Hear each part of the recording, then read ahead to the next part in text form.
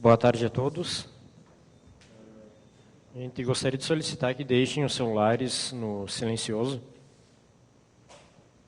Estou falando agora sem microfone para os deficientes visuais identificarem a nossa localização.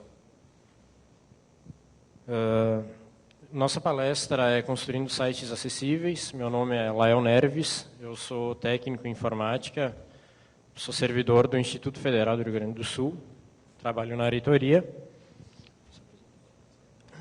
Boa tarde, não sei se dá para ouvir direito, acho que é assim. Meu nome é Ricardo Moro, eu também sou técnico em TI lá do Instituto Federal e nós vamos apresentar essa palestra, Construindo Sites Acessíveis. Gostaria de saber quem de vocês conhece leitor de tela, sabe o que é acessibilidade na web, tem alguma experiência com isso, se puder levantar a mão. Pô, bacana, achei que não ia ter ninguém. Então, vamos lá. A gente vai apresentar, vai ser uma parte mais de dicas de o que fazer, o que não fazer. A gente não vai ficar muito naquela ideia de por que tem que ser um site acessível, tentando influenciar as pessoas. A gente vai só apresentar o que a gente dá de dicas de como fazer acessibilidade na web. Quer que eu comece? Tá. Então, o primeiro passo para construir um site acessível, nós elencamos aí alguns tópicos. Então, o primeiro, seguir os padrões web, eu acho que todos conhecem, pelo menos todo mundo que trabalha com desenvolvimento na web. Seguir as recomendações do consórcio W3C, dependendo da versão do HTML que está usando, enfim, do doctype. Seguir as recomendações deles do que tag usar, semântica e tudo mais. Tiver algumas palestras sobre a semântica aqui já no Fizzly. Seguir duas cartilhas de recomendações, uma internacional e outra nacional. Uma é a WCAG, que está na versão 2.0, que é a cartilha do consórcio W3C, e a EMAG, que a gente vai falar um pouco mais no próximo slide, que é a cartilha do governo brasileiro. Dá uma reforçada que a WCAG 2, em novembro do ano passado, se não me engano, foi lançado a tradução oficial dela, que então agora ela era um pouco complexa de se entender em inglês, agora tem a versão português. Teve a participação de toda a comunidade brasileira para auxiliar na tradução. Demorou anos, mas finalmente já está disponível. O conceito de tables, então, é um pouco antigo, mas sempre é bom reforçar. Então, não utilizar tabelas para diagramação, isso é bem ultrapassado já. Então, sempre usar CSS, técnicas de posicionamento dos elementos e tudo mais. Acho que esse aí é mais famoso, esse conceito já. E a separação em camadas, que também é bem famosa. Tem a imagenzinha aí do lado, então sempre dividir bem o que é comportamento, o que é apresentação e o que é conteúdo, com as três tecnologias que são a base da web hoje em dia, que é HTML, CSS e JavaScript. Então, o EMAG ele é um documento do Brasil, ele consiste em um conjunto de recomendações de acessibilidade que deve ser considerado para sites e portais do governo brasileiro, que eles sejam construídos de uma forma padronizada e fácil de implementação. Ele é um documento que ele não é só para o governo, ele é para todo mundo, ele foi reescrito. Eu e o Ricardo, a gente foi contribuidores desse documento.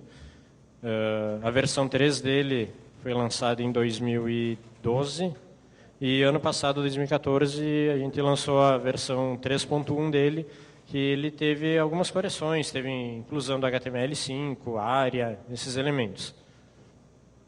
Só um comentário sobre o EMAG. Então, a diferença dele, na verdade, ele é mais um complemento então para a WCAG, então é bom é ler os dois documentos. Então, a cartilha internacional da WCAG ela é bem mais genérica e tal, quando tu for ler, agora tem a tradução muito mais fácil de ler. Pode perceber que as recomendações são mais genéricas, então eles não focam muito no desenvolvimento.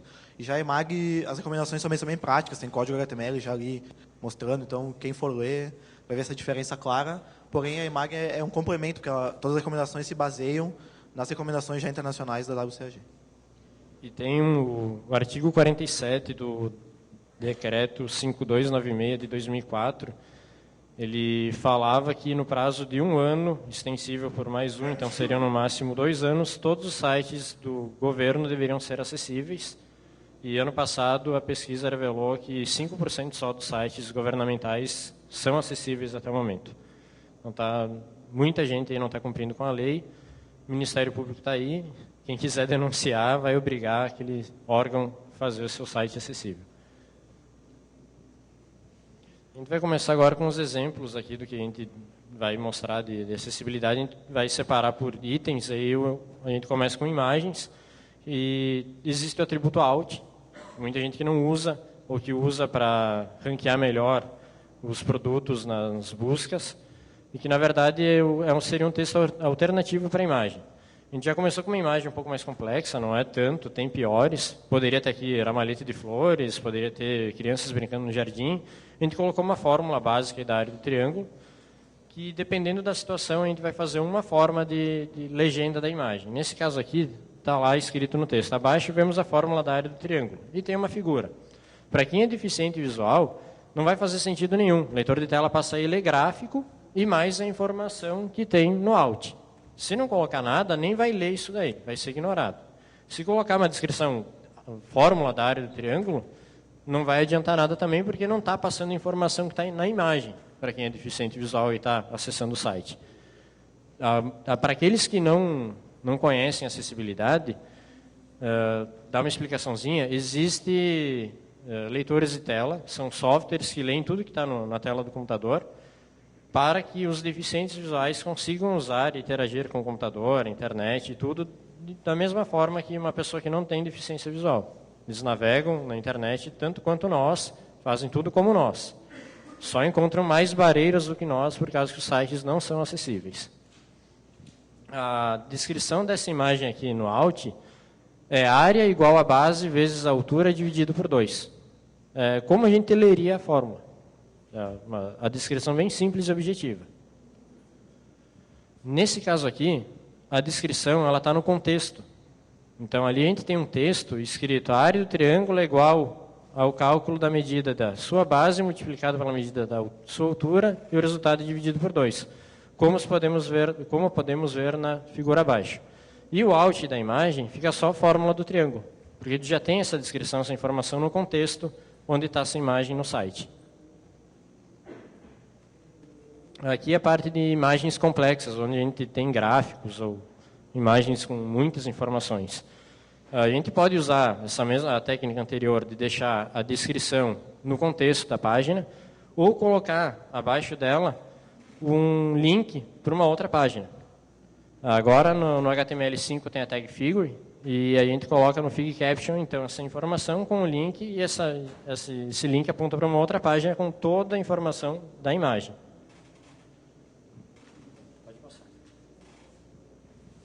Aqui, imagens que são links, então ainda pode haver o caso, a gente cita, mostra como fazer. Acredito que ninguém mais faça isso, né? Mas dentro de uma tag de link, a gente tem uma imagem que é tanto texto como a figurinha, está ali no site. Então, o leitor de tela, quando chegar nesse ponto, ele vai ler gráfico, link e o nome do texto alternativo.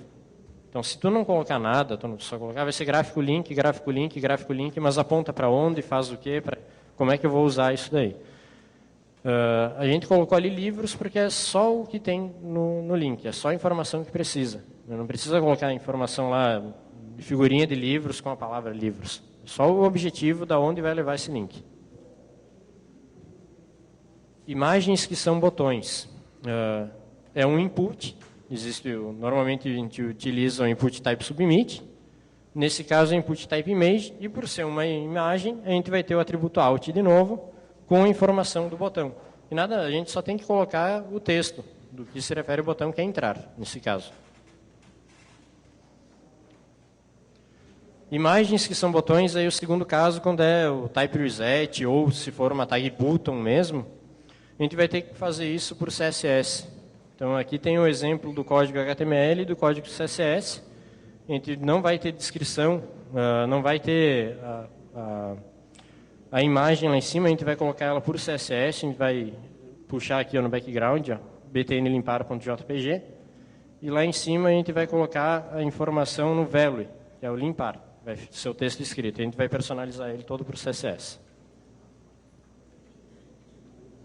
Ali vocês podem perceber que tem o atributo text indent, menos 20.000 pixels. Então, é uma técnica um pouco suja assim, mas funciona. Então, como a imagem original desse botão já tem o limpar ali, já foi diagramado dessa forma, aquele value ele vai renderizaria em cima, com a fonte padrão do navegador, enfim, como o navegador escolher renderizar. Então, esse texto indent vai empurrar esse texto para fora da página, para poder ficar só a imagem mesmo no input. Então, imagens decorativas. Existem os casos de imagens decorativas nos sites. Por exemplo, aqui a gente tem uma lista com setinhas ao lado de cada item da lista. Essas setinhas aí pode-se colocar por HTML ou colocar por CSS. Como a gente disse no começo, o ideal é a separação de camadas. Essas imagens aí, elas não fazem sentido nenhum para o usuário final. Se não tivesse setinhas, não importa, elas são só para decoração. Então, a gente coloca elas para o CSS também.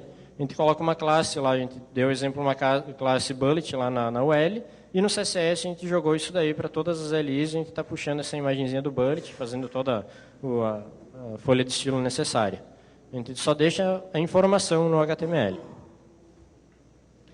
Aqui são casos de imagens decorativas que eu falei, que dá para colocar por HTML, a gente não aconselha. Se for o caso de estar lá, coloca o Alt, mas deixa sem nada dentro. Mas é sem nada mesmo, não pode ter nenhum espaço em branco. Se não tiver nada, o leitor de tela ignora. Ele vai passar por isso daí e nem vai ler gráfico. Ele vai pular e vai passar adiante.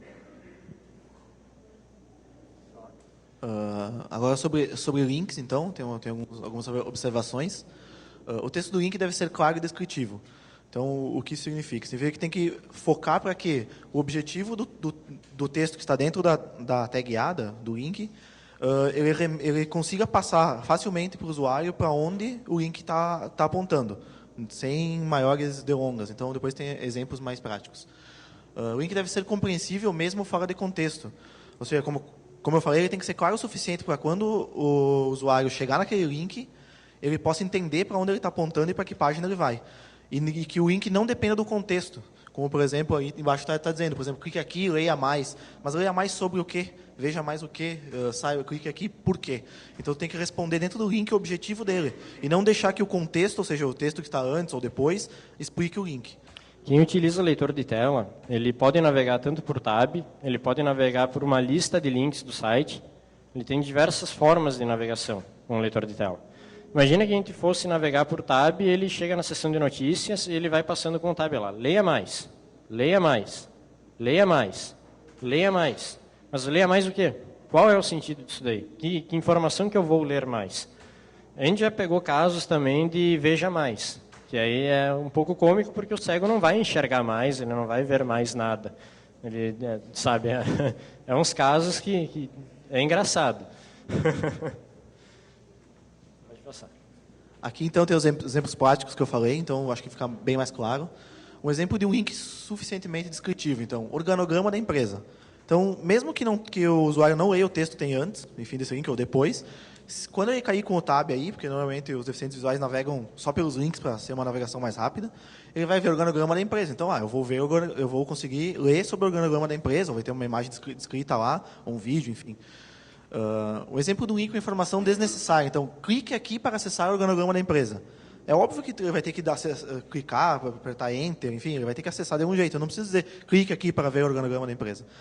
Acaba criando verbologia. Como é que se chama? Verbologia. Que é o leitor fica muita informação no ouvido do deficiente visual, porque a tua frase está muito comprida, ele não quer ficar lendo clique aqui para acessar. Então, só o organograma da empresa é o suficiente. Só que daí tem um exemplo ao contrário, que é o que a gente vê na maioria dos sites na web, que é somente clique aqui. Que nem então o Lael explicou agora, se ele ficar navegando só pelo tab, grudando todos os links, ele vai ficar só ouvindo clique aqui, ou leia mais, acesse. Então ele não vai ter o contexto. Para exemplos de sites de notícias, de postagens, blogs ou coisas assim, a gente aconselha que coloquem o link no título do post. Não precisa ter um botão a mais lá embaixo para te continuar lendo. Já deixa o link no título do post ou no título de barra resumo para te aumentar a área de clique também. A gente tem o caso de pessoas que não é só, acessibilidade não é só para cego, não é específico para quem tem deficiência. A gente tem que imaginar que existem pessoas que são idosas, que têm dificuldade em lidar com o mouse e clicar num lugar pequeno. Se tu deixar o link numa área maior, vai ser mais fácil dessa pessoa clicar. Beneficia para quem tem algum tipo de deficiência, tanto para algum idoso. Eu vou ser velho um dia desses. E posso também estar com baixa visão. Pode acontecer muita coisa. Tem a pessoa, por exemplo, eu ano passado tive um acidente e estava com o dedo quebrado, o indicador da mão direita, eu sou destro. Eu não conseguia mais clicar nas coisas. Então era cômico, como a gente sente falta da acessibilidade em muitos lugares. Então, uma área maior de clique também ajuda em muita coisa. Outras dicas, então, sobre links. Evitar a abertura de nova aba ou janela. É claro que hoje em dia isso é bem comum, abrir nova aba em uma nova janela. Normalmente nova aba, né? Então, é bom evitar, porém, se tu for usar, que é o que provavelmente todo mundo vai usar, então deixa no link ali descrito para o usuário que esse link vai abrir numa nova janela, ou nova aba, enfim. Então, entre parênteses, pode botar depois do link, abre numa nova janela. Então, quando ele for ler o link, vai dizer, desenho universal, abre numa nova janela. Ele não vai perder a navegação dele, porque a gente é muito visual. O deficiente visual ele vai só pelo som. Então, se ele clicar no link e abrir uma nova janela, ele vai começar a ler a página de novo, desde o começo, e ele não vai entender por que isso aconteceu. Porque está lendo lá o topo, o menu de novo. Né? Então, tipo, é bom evitar, e se não puder evitar, indica que isso vai acontecer. E também pelo fato de que quando tu abre uma nova janela, uma nova aba, eu posso querer voltar. O botão voltar ele não tem para onde voltar, a gente não tem uma página anterior. O voltar não vai fechar essa aba e me direcionar de volta para outra. E essa construção de caminho que um deficiente visual cria, ela se perde toda. Então eu não sei onde é que eu estou mais. Eu preciso dessas informações. Supondo que vocês pensem assim, pô, mas botar essa informação toda no meu site abre uma nova janela. Fácil. Vou dar uma solução para vocês. Coloque isso daí dentro de um spam, com uma classe, e oculta por CSS. Tira o tamanho, a altura, a largura, a font size 0, text dent menos 20.000 pixels, joga para fora da tela e deixa com tamanho 0. Não vai mais estar lá visível e o leitor de tela vai ler isso daí. Não põe visibility hidden, display none, que isso daí tira daí total do site e o leitor de tela não pega e não lê. Tem que tirar tamanho e jogar para fora da tela. Se tu usar as técnicas que tem lá para te esconder mesmo por CSS, esconde do leitor de tela também. Outro item, então, informar a extensão e o tamanho do arquivo no texto do link para download. Então, sempre tiver um arquivo para download, especificamente para download essa dica. É bom botar o formato, então, do arquivo e o tamanho. Para quem é vidente ou tem uma visão normal, quando tu clica no link, tu já vai saber que tipo que é, porque tu vai ter na barra de status lá do navegador vai aparecer. Mas para o usuário do leitor de tela, é muito mais difícil ele saber o que está dentro daquele link. Então é bom indicar o tamanho e o tipo para ele não ter surpresas na hora de baixar. Isso daí ajuda também para o nosso dia a dia. Eu estou com a 3G, eu tenho um pacote de dados contratado, e eu quero saber se eu vou poder fazer download disso ou não. Se eu não vou gastar toda a minha franquia, todo o meu pacote num único download.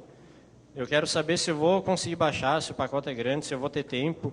Sabe? Então, essas informações auxiliam para nós também. O arquivo tem 20 MB, eu tenho 2 minutos para ficar aqui na internet e eu já vou perder o sinal, de repente.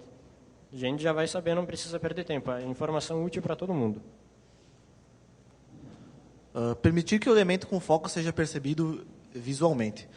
Se não me engano, no Chrome, eu acho que já é padrão, né, isso. No Chrome, mesmo que tu não fizer nada no teu site, quando o link está com foco, ele vai ter uma bordinha azulzinha, provavelmente, ou deve mudar de sistema operacional para sistema operacional.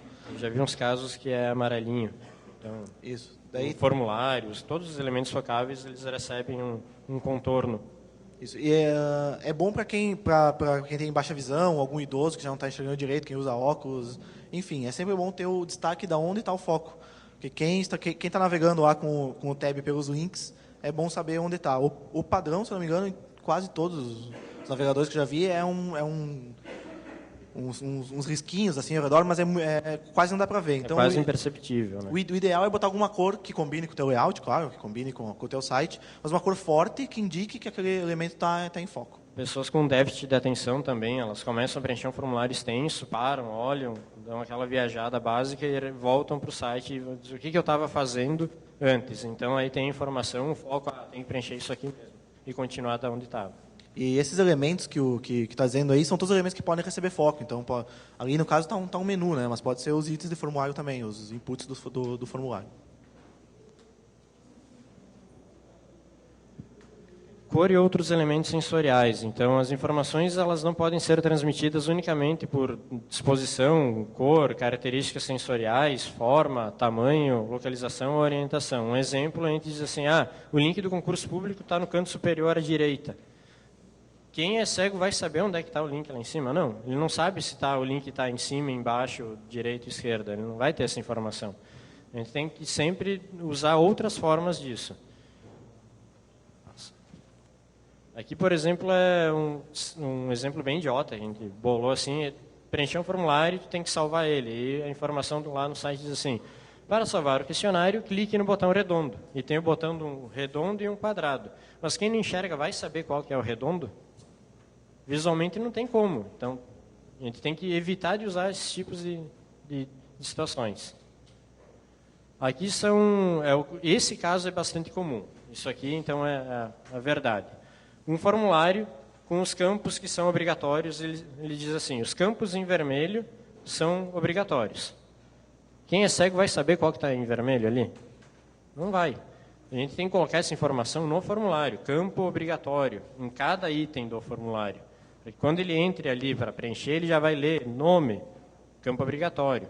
Já tem uma tag para isso, do HTML5, lá, uma tag, um atributo, required, lá, para a gente dizer que é obrigatório. Tanto que ele está lá, legal, tudo bem, mas ele não funciona ainda 100% nos nossos testes, com diversos tipos de leitor de tela, combinados com os navegadores, ele não funciona 100%, mas já estamos caminhando. A HTML já disponibilizou a ferramenta, o que falta são as empresas, os navegadores aperfeiçoarem o uso. As listas, então, aqui é um outro exemplo, tem vezes os produtos em vermelho não estão disponíveis. Não custa nada colocar ali do lado a informação, pode ser escondida também com spam, mas é bom ter essa informação ali que não está disponível. A mesma coisa com o site de compras, põe lá grande, produto esgotado, indisponível. Isso daí é ideal. Questão dos contrastes, ali eu coloquei uns exemplos ali em cima. Então, bem em cima ali tem um contraste, tem as frases com retângulos, diversas cores combinando. O primeiro exemplo é vermelho no azul, é difícil de ler. Vocês conseguem enxergar direitinho o que está escrito lá? Difícil, né? Embaixo, amarelo no azul é fácil de ler. Esse daí tem um bom contraste. O verde no vermelho é difícil de ler. Vocês identificaram que lá é verde no meio do vermelho? Imagina se fosse um daltônico. O daltônico ia enxergar tudo vermelho. Não ia nem ler. Não ia ter coisa escrita nenhuma. Ele tem um dos daltonismos que inverte a cor do verde para o vermelho e fica tudo vermelho. O branco no preto é fácil de ler. Então, e o preto no branco é fácil de ler. Esse também. Vai depender de onde a gente está, né? O preto e o branco, luminosidade. Ali embaixo também tem o exemplo então do contraste baixo, suficiente e alto contraste. Lá na WCAG, que a gente citou antes, as regras da W3C de acessibilidade, eles têm dois tipos de recomendação para contraste. Tem o contraste normal, digamos assim, e o alto contraste, ou melhorado, né? Tem o padrão, o mínimo que seria aceitável e o ideal. Então, o aceitável é 4,5, acho, para 1. Né? 4,3 para 1. 4,3 para 1. Então, a diferença de luminosidade, enfim, tem uma fórmula bem louca lá na WCAG, mas a diferença de contraste da cor de primeiro plano para de fundo tem que ser de 4,3 para 1. Então, a de primeiro plano tem que ser 4,3 vezes mais luminosa, enfim, todos os atributos de cor, não entendo tanto de cor assim, com a do fundo. Isso seria mais ou menos a coluna do meio, aí, o contraste suficiente. Então, é o mínimo que na recomendação diz que o teu site teria que ter, em todo o site, em qualquer parte do site. Tem algumas exceções lá sobre figuras e texto alternativo, enfim, outras coisas. E o alto contraste seria 7 para 1, que está lá na recomendação, que é 1.4.6, se eu não me engano, lá da WCAG, que diz que é o contraste melhorado, é o mínimo, o limite mínimo para ser o melhor contraste. Acima disso, todas as relações de contraste são boas. Então, seria a última coluna que dá para perceber que está um pouco melhor de ler, que é a do meio. E o contraste baixo seria menos de 4,3 para 1, que é o que pode confundir. Para a gente já é difícil, imagina para quem tem algum problema. O EMAG ele tem recomendações para isso. Nos sites do governo é obrigado a oferecer uma opção de alto contraste. Então, tu vai ter o contraste suficiente nos sites e tu tem que ter ainda o alto contraste nos sites. Existem ferramentas, tem um site chamado Check My Colors, que tu põe a URL lá do site, ele vai validar, só que ele valida todas as cores com todas as cores. Então, tu vai ter que depois analisar, ver qual que é a cor de texto com plano de fundo para ver se tem um contraste bom ou não. Existem outras que no final tem um link, a gente disponibilizou de material de apoio, que lá tem ferramentas, tem validadores, tem checadores de contraste, e daí vocês encontram lá. Eu estava falando antes, depende da luminosidade que a gente se encontra, porque assim, tu pega teu celular, teu tablet, teu notebook um pouquinho mais velho, que a luminosidade da tela não é tão boa, se tu vai num ambiente que tem sol, tu está na rua, tu não enxerga o que tem na tela. Se tu tem a opção de alto contraste, tu inverte as cores e tu vai conseguir ler mais facilmente. Isso daí é um benefício para todo mundo, a gente conseguir inverter isso daí. E para modo noturno também, tu pode pegar e inverter isso daí. Em vez de usar preto no branco, usar branco no preto, não fica com aquela claridade intensa no teu rosto. Tu consegue inverter e ler numa boa.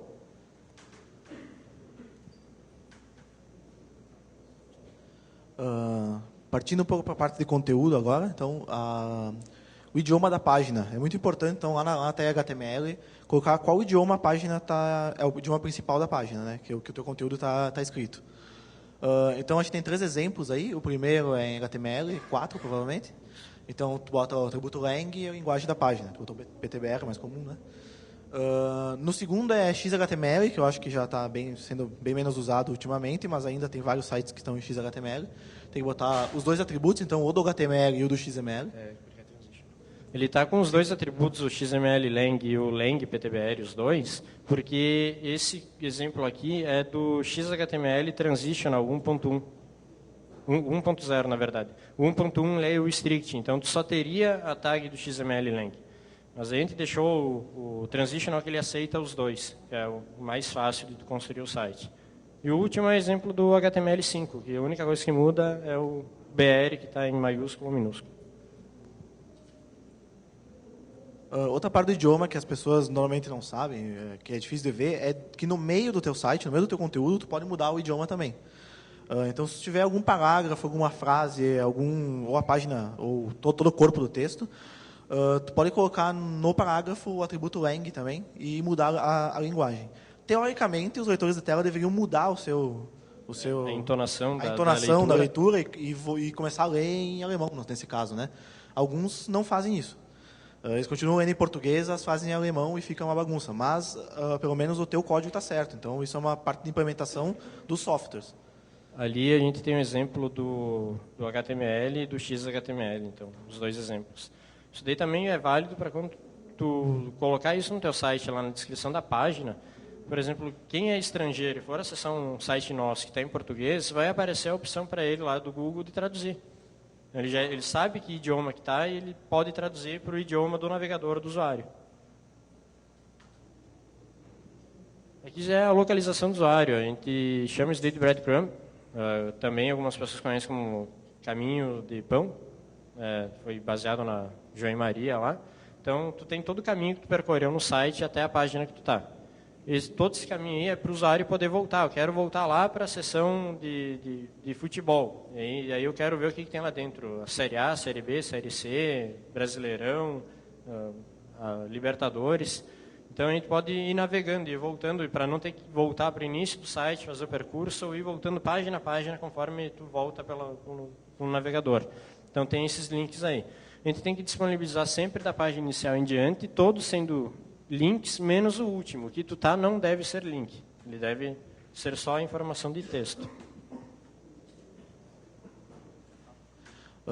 Outro mecanismo, então, que está presente na EMAG, principalmente, é esses atalhos, essa barrinha de atalhos do teclado. Para facilitar a navegação no teu site, tu bota atalhos-chave. Então, nesse caso aí tem conteúdo, menu e pesquisar. Se eu não me engano, lá na EMAG já tem essa ordem especificada. Né? Essa ordem é padrão. O 1, 2 e 3 é específico para isso. Eles são reservados para esses links aí. Se tu não tiver, por exemplo, o pesquisar no teu site, o 3 tu não pode usar. Tu quer colocar para o rodapé, tu vai começar do 4 em diante. mas esses aí já são reservados. É o padrão do site. Se a gente já manter uma padronização para o usuário que for acessar e quiser já navegar pelo teclado, acessar essas informações, já sabe que é esse o padrão. Como o El tinha falado antes, a EMAG foi concebida para ser um guia para os sites do governo brasileiro. Claro, todo mundo pode usar, é aberto à sociedade, tem todas as recomendações, são gerais. Então, essa parte de padronização foi feita por causa disso. Então, se tu acessa o site de uma secretaria, do ministério, teria que ter a mesma barrinha de atalhos. Ali embaixo a gente tem a opção, a ferramenta do Axis Key aqui, que ele é um atributo que o que acontece? Lá em cima são apenas links que estão nos sites lá visíveis. Mas para quem quer navegar por teclado, tem que ter esse atributo aqui dentro de um link em algum lugar do conteúdo. A gente normalmente utiliza isso em links indicadores, que eu vou falar daqui um pouquinho. Então, quando a pessoa apertar Alt 1, ele já vai ir para esse lugar do site direto. Ele pula todo o conteúdo. Eu estou usando o leitor de tela, teria que ler item por item do site, na ordem que está no HTML, mas eu não quero mais ler todo o topo, todo o menu, quero já ir para o conteúdo. Eu só aperto, então, o Alt 1 e eu estou lá. Vai depender do navegador. Firefox, tu tem que usar Alt Shift 1, se eu não me engano. E no IE é Alt 1 e no Chrome acho que é Alt 1 também, padrão. Mas aí tu usa essas teclas e já vai direto para o conteúdo, para a pesquisa, para o menu. Então, aqui, dos atalhos, a gente sugere que o primeiro seja já para o conteúdo, para facilitar. Entrou no site, primeiro tab que dá, já tem o link para ir para o conteúdo, já pula para o conteúdo e continua lendo, para não ter que ler toda a informação antes. Essa barra de acessibilidade é uma recomendação exclusiva para o governo. O EMAG ele tem a seção para todos os sites e tem uma seção, se não me engano é a quinta, que é só para os sites governamentais. E eles é exigido que tenha a barra de acessibilidade. É interessante que tivessem todos. Na barra de acessibilidade, então, tem os atalhos, o botão para te aplicar o alto contraste e um link para a página de acessibilidade. Essa página apresenta os recursos de acessibilidade presentes no site. Então, se tem a opção de aumentar e diminuir fonte, se tem alto contraste, se tem alguma validação automática, que nota que teve, todas as informações devem estar nessas páginas aí. O aumentar e diminuir fonte saiu. Estava no EMAG 3, no 3.1 foi tirado, porque a gente entende que já tem formas melhores do que a gente implementar isso via código JavaScript, aumentar e diminuir fonte, se já tem no próprio navegador a opção para te aumentar e diminuir por padrão. E na WCAG tem uma recomendação que diz que o teu site tem que estar igualzinho como ele foi concebido, enfim, não pode perder informação, nem quebrar. Nem funcionalidade. Nem funcionalidade pode ser perdida, com a fonte aumentada até 200%. Então, o dobro, sim, o 200% a mais do tamanho da fonte padrão que está no teu site. Se o usuário aumentar, lá, Ctrl mais mesmo, do navegador, o teu site teria que ficar do mesmo modo, não perder nenhuma funcionalidade, nada sumir da tela e nunca mais poder ser acessado, enfim. Então, é por isso que foi tirado também. Foi entendido que essa funcionalidade já existe em todos os navegadores, todos os sistemas operacionais, e já tem uma recomendação dizendo que o teu site tem que estar, não pode quebrar, né, até 200% de aumento da fonte. Mapa do site, isso daqui é bom para o usuário que quer entender a estrutura do site rapidamente, para entender como ele vai navegar. Disponibilizar o mapa do site em uma forma de lista hierárquica, sem limite de pais e filhos, e todas em formas de link, para o usuário já entrar ali, ver o que tem em todo o site, quais são os conteúdos que já pode acessar a partir dali ou entender a estrutura do site mesmo. Vale notar que tem alguns portais que fazem um semi-mapa do site no rodapé, que é aquele rodapé maior, assim, sites de notícias, sites que tem muito conteúdo normalmente fazem. Mas esse mapa do site se refere a todo e qualquer link que esteja no menu sem limite de filhos. Então, não é aquele resumido lá do rodapé que vai suprir essa necessidade. Teria que ter um link ainda com o mapa do site para o usuário poder entrar e ver todas as páginas, um link para todas as páginas do site. Então, os links indicadores que tinha comentado antes, eles são links que identificam o início e final de algum bloco de informação no site. A gente divide, eu pelo menos, a gente vê blocos de topo, de conteúdo, de menu e de rodapé. São os principais que a gente encontra. Então, antes, por exemplo, do conteúdo, a gente coloca lá esse link. Ele não aponta para nada, a não ser para ele mesmo. A gente coloca daí, então, um ID nele, e faz ele apontar para ele mesmo, se o usuário clicar, volta para ele mesmo, põe ali dentro o Axis Key, deixa tudo nesse link mesmo. O usuário está navegando, passando com o tab, ele vai começar aqui, final do menu. Opa, terminou, esses links aqui eram do menu. Se eu encontrar um próximo link, eu sei que não é do menu, pode ser um link do conteúdo, que vai para alguma coisa do conteúdo. E aí começa, um link próximo, início do conteúdo. Vai navegando, final do conteúdo. A partir de agora não é mais conteúdo, é alguma outra área do site. Então, cada bloco de informação, a gente coloca essa informação aí para o usuário. Conteúdos extensos, a gente imagina como se fosse um livro. Se o conteúdo é muito extenso, a gente coloca lá um sumário. Um conjunto de links que vai para algum lugar. A gente pode tem sites aí que tem 7, 8 telas de rolagem no único texto. São várias informações. Então a gente coloca lá em cima um sumáriozinho com os links para te já ir para uma determinada seção desse texto sem ter que passar por tudo ou ficar rolando. A gente já pode ir direto para lá. Então, os níveis de título, então, tem que prestar bastante atenção. Isso é um erro bem comum em vários sites. Os níveis de título funcionam também como se fosse um livro. Enfim, agora com o HTML5 mudou um pouco, mas normalmente no site como um todo, na página como um todo, eles têm que ser hierárquicos. Então, tu usa só um H1, então só um título de nível 1, porque a tua página, sempre pensar em página, a tua página vai ter apenas um título principal. Todos os outros títulos têm que ser filho desse. Então, H2 pode ter vários, H3 vários, mas se tu usar um H2, o próximo tem que ser um H2 ou um H3. Ou ele está dentro do H2 ou é um outro H2. Então, esse uso hierárquico tem que ser bem respeitado para ficar mais fácil a navegação. Para quem está usando leitores de tela, inclusive, alguns leitores de tela, não sei se são todos, tem atalhos para já ir pulando de título em título. Então, se eles não estiverem hierárquicos, fica confuso para o usuário como ele está navegando.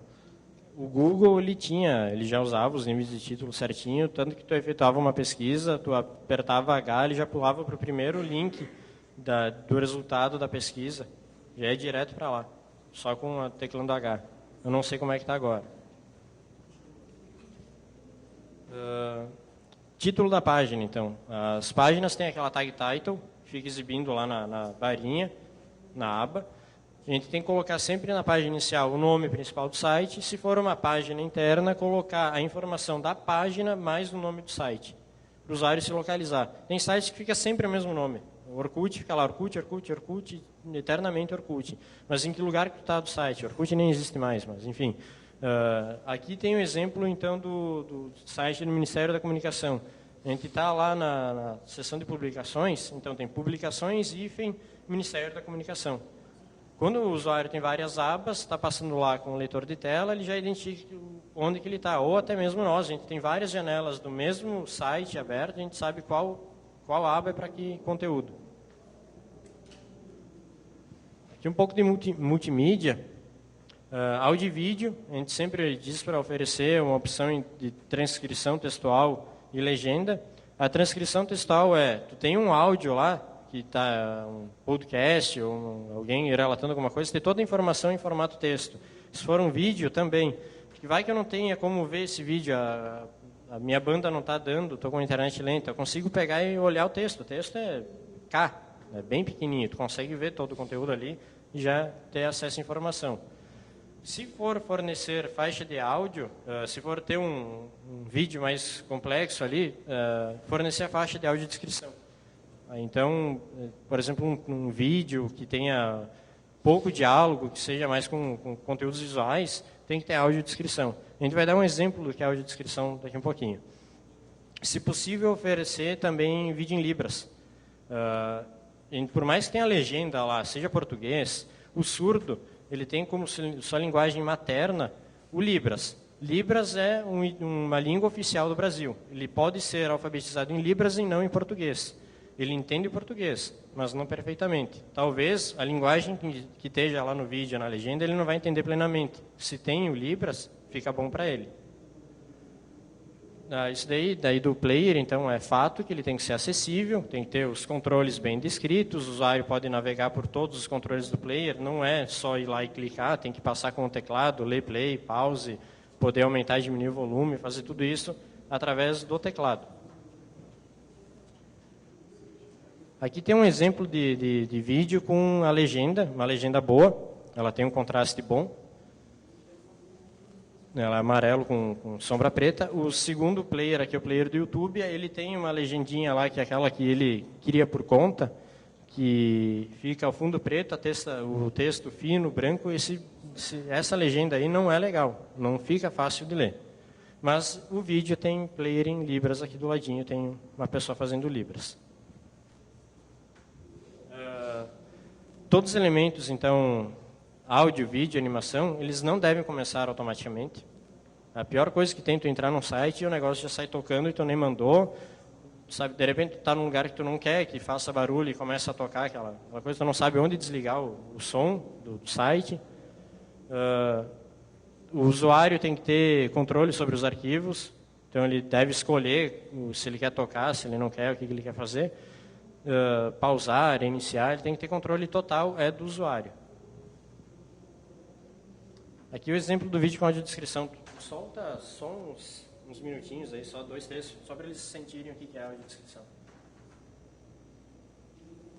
Esse aqui é um vídeo do Chaves que ele tem audiodescrição. Então vocês vão ver que tem ações que acontecem no vídeo que tem uma pessoa que fala no fundo, descrevendo qual que é a ação que está tendo. Quem baixa as calças fica sem elas. Seu Madruga está no pátio da vila estendendo roupas. Ele torce uma roupa em cima do barril do Chaves. E quem é idiota que está me olhando? Esse Chaves é que algum... Então, vocês puderam notar que tem um áudio de uma pessoa descrevendo a ação que está tendo ali no vídeo. Isso daí, para quem é cego, faz total diferença, porque senão não faz sentido algumas coisas que as pessoas estão conversando. É muito legal ter isso, sempre que possível, se puderem implementar. Tem vários episódios do Chaves no YouTube com audiodescrição, tem aos montes. Tem propagandas já, a Natura lançou uma, a Natura Mamãe e Bebê, que faz audiodescrição também, bem bacana. Vou entrar na parte de formulários agora, um pouquinho mais complicados para acessibilidade, mas tem, sim. Tem que cuidar nos formulários. Então, ordem de navegação. Os elementos do formulário devem ser distribuídos corretamente através do código HTML. Quando você constrói o formulário de vocês, é bom tentar desabilitar o CSS, imagens e tudo, e ver como o navegador está renderizando o formulário nativamente, assim, só o HTML. Para ver se a ordem dos campos está correta, está semântica, faz sentido no formulário. Depois vocês vão fazendo o CSS, enfim, outras coisas, JavaScript, para ir jogando os elementos na página, fazendo coisas, animações, enfim, coisas que vocês querem fazer. Tipo, tem o caso de formulários que a gente quer colocar em 2 colunas, e para fazer isso, eu já vi que o desenvolvedor colocou, de um lado que tinha os dados pessoais, do outro os dados do endereço da pessoa. Só que no HTML estava nome, rua, sobrenome, bairro, telefone, número da casa, RG, complemento. Não fazia sentido nenhum para quem está preenchendo usando o leitor de tela. Sempre colocar na ordem certa da navegação, então, isso daí. Uma coisa bem importante também é a utilização dos labels. Isso aqui já está um pouco melhor ultimamente na web. Sempre usar o atributo for no label, porque ele consegue juntar o label com o seu input correspondente. Então, por exemplo, só no primeiro exemplo, lá, o label for nome, o for é o ID do input que está embaixo. Então, não importa onde esse input estiver, na verdade, no HTML, o label sempre vai estar associado a ele por causa desse elemento. Então, quando o usuário, por exemplo, o leitor de tela, for chegar lá no campo com o foco, o próprio leitor de tela vai lá e vai ler o que está dentro do label, que no caso aí é nome 2 pontos, né? Ele vai ler campo editável nome. Então, ele vai associar que é um campo editável e vai dizer o nome disso daí, que no caso é nome mesmo. Isso serve para, como está no exemplo aí, serve para todos os tipos de input, radio, enfim. Então é muito importante para poder fazer essa associação. Existe também outra forma, que daí não usa o label for, aí tu deixa o input dentro do label. Tu abre a tag label, escreve a informação, põe o input e fecha a tag label. Mas não é o aconselhado. Aqui é o agrupamento de campos, então, com field set. É bom ressaltar isso aqui só na seguinte detalhe. O field set é para agrupar campos semanticamente. Então, os campos que um tem a ver com o outro. Então, eu acho que eu não sei, dados pessoais, por exemplo, então, dados pessoais, dados profissionais, então, semanticamente, o field set não tem que ser usado para dividir em 2 colunas, por exemplo, o formulário. Isso aí pode ser feito com div, com outras tags. A tag field set é semântica, então, são campos que têm a ver um com o outro. Campos obrigatórios, eu já tinha falado um pouco sobre eles. Ali tem um exemplo que o pessoal usa bastante, que é no label colocar a informação do campo e uma imagem no formato de um asterisco com um alt que é obrigatório. Alguns leitores de tela, dependendo da configuração, não vão ler isso daí. E quando eles identificam que é asterisco, eles não vão ler isso daí, vai deixar ignorado. Com a imagem fica um pouquinho melhor. Se tiver só o asterisco, ele não lê. Se tiver a imagem, ele lê. Mas não fica, porque tu vai estar lá, nome gráfico obrigatório, idade gráfico obrigatório. O leitor de tela sempre lê a informação que é uma imagem antes do valor do alt. Então não soa muito legal. A gente aconselha usar a opção de baixo, com spam, que daí o spam tem a informação que é obrigatório, e a gente esconde isso daí por CSS, se for o caso. Ou põe menorzinho, deixa com uma fonte menor do lado para ficar mais discreto, mas dá a informação que esse campo é obrigatório. Ou também a gente faz uma outra forma, que daí a gente mais utiliza, que a gente substitui o texto do spam obrigatório por uma imagem de asterisco via CSS. O asterisco ele é muito mais comum, visto na internet, a usabilidade é melhor se a gente coloca o asterisco ali. A gente coloca isso por CSS, mas o texto está por trás escondido, o leitor de tela passa aí, lê igual, e quem está enxergando vê também asterisco, sabe que é o campo obrigatório, e todo mundo fica feliz. Alterações automáticas, então, a gente vê isso bastante na web, que é normalmente usar um select, e quando tu seleciona um valor, já acontece uma ação. Para quem está usando o leitor de tela, o usuário deficiente visual, ele se perde um pouco, ele também não está no controle da situação. Alguma coisa aconteceu sem ele saber. Então, o ideal é o quê? Sempre quando for alterar alguma coisa através de um valor, de um select, tem que ser feito através de um botão que está pertinho dele. Aí. Um botão associado. Aí tem o exemplo bem banal, mas, enfim. Sempre um OK, um enviar, um confirmar, um ir para tal lugar, e não alterar automaticamente para o JavaScript. O governo ele tinha uma barra, antes da que está em uso hoje em dia, na barra do governo lá em cima, tinha a barra Brasil, a gente chamava, tinha um select dos principais sites do governo. E quando tu selecionava aquele site, mesmo que tu clicasse só para te olhar, quando tu fechava, ele já atualizava a página sozinho. Tu nem queria ir para o lugar, ele já te mandava para lá. Aviso de erro em formulários, então, ali tem um exemplo, está pequeno, mas enfim. O que é o recomendado? O recomendado, então, sempre que tiver campos com erro, indicar explicitamente os campos que tem erro e qual é o erro. Então, ali tem em cima, teve erro em alguns campos, e lá em cima, não dá para ver direito, mas enfim, lá em cima tem uma lista, uma URL, com todos os campos, com o link para o campo, para o field, para o input, desculpa, e o erro que tem do lado, que faltou, precisava ter mais 6 caracteres, enfim, coisa assim. E embaixo no formulário ele está incompleto, porque ele tem só está exibindo os campos que tem o erro, com uma bordinha vermelha, e os outros campos estavam certos, eles estão escondidos. E ali tem um linkzinho expandir demais campos. Porque para o usuário ele só precisa saber quais campos tem erro, qual é o erro, e não precisa ter o formulário inteiro de novo para ele passar todo o formulário e ver qual campo está com erro, qual campo está sem. E através dos links daquela lista lá, o usuário que é deficiente visual, está usando o leitor de tela, ele navega muito mais rápido. Ele já para lá. O ideal é que quando retorne o erro, o foco do usuário já fique ali nessa lista de erros. Então, ele já tem erro aqui, ele lê qual que é o erro, dá um enter, já cai no campo, preenche, volta. Ele faz uma navegação muito rápida ali. Facilita muito. Sobre tabelas, então... Eu acho que tabelas a gente vai ter que pular, que o nosso tempo está... nosso tempo está meio curto. Então, se puder passar os slides aí que tem tabela. Depois, se alguém quiser, a gente está disponível aí para conversar sobre isso, explicar. Esse aqui é uma palestra de 50 minutos, só que a gente tem um curso de 2 meses ali, colocado dentro desse conteúdo ali. A gente teria muito mais coisas para falar. Nós vamos pular direto então, para as práticas desaconselhadas, só algumas coisas que são feitas e ainda são feitas e são desaconselhadas a serem feitas. Acho que o principal aí, animações em Flash, que ainda são bastante utilizadas. Principalmente agora com a HTML5 está caindo o uso, mas em jogos e coisas assim ainda é usado.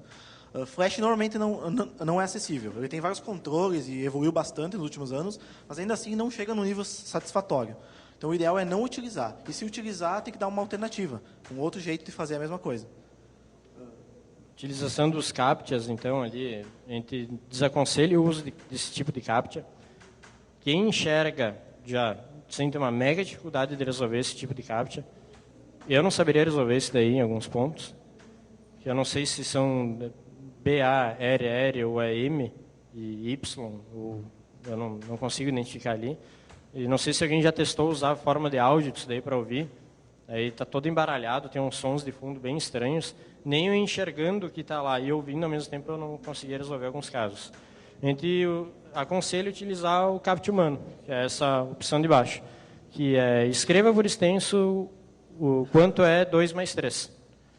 Está por extenso, não está em número, a gente já pensou que pode ter robôs que vão resolver isso daí, se encontrar esses números e tal. Podem resolver isso daí, podem. Mas eles quebram também o CAPTCHA em cima. Eles fazem OCR e resolvem. Então, das duas formas. Só que a de baixo facilita a vida das pessoas. Só coloca ali quanto que é 2 mais 3, põe 5 do lado, dá OK e passa adiante. Como a gente falou, então, o conceito tables lá no começo, no primeiro slide. Então, tabelas para fim de diagramação também já é uma prática desaconselhada. Por favor, não utilizem. Atualizações automáticas periódicas ainda é usado em alguns sites de notícia, de portais. Então, sem atualizar a página automaticamente, o usuário tem que ter o controle dessa atualização. Normalmente, um exemplo bom é, por exemplo, o Twitter, o Facebook agora também. Sempre tem alguma coisa nova, aparece um botãozinho lá, dizendo que tem novas histórias, novos tweets, novos alguma coisa.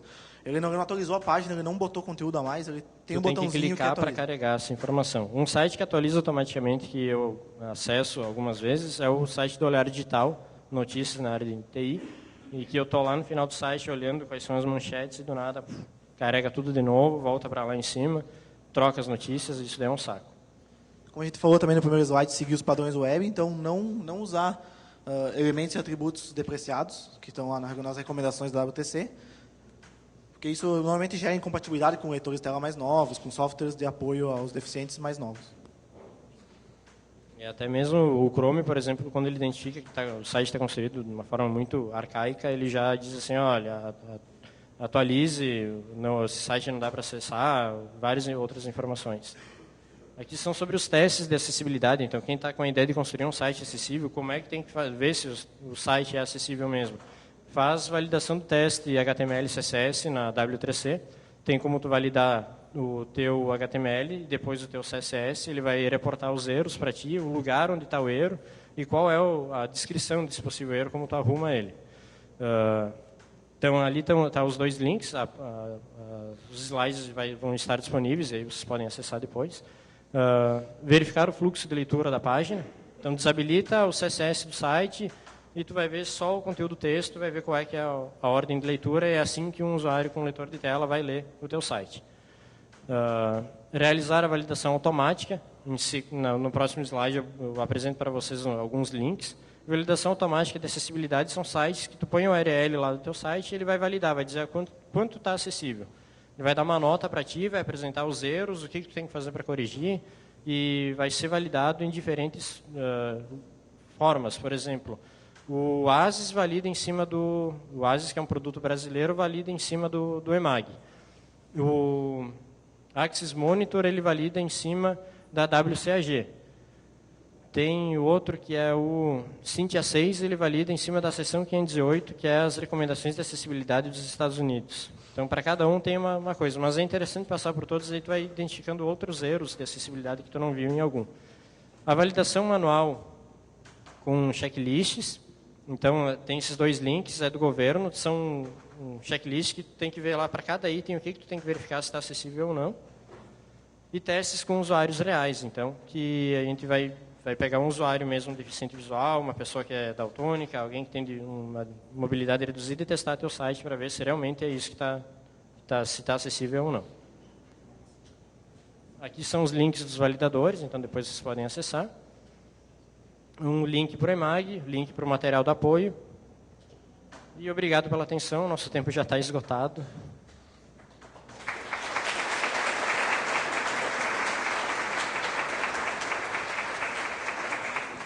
o nosso contato, então, se alguém quiser perguntar, mandar e-mail ali, tem o site lá do nosso trabalho, é um projeto de acessibilidade virtual, tem manuais, outras informações se alguém quiser acessar lá, e tem contato no site, então, está todo ele testadinho, não sei se está 100% acessível, assim, muito bom, mas a gente faz o máximo possível.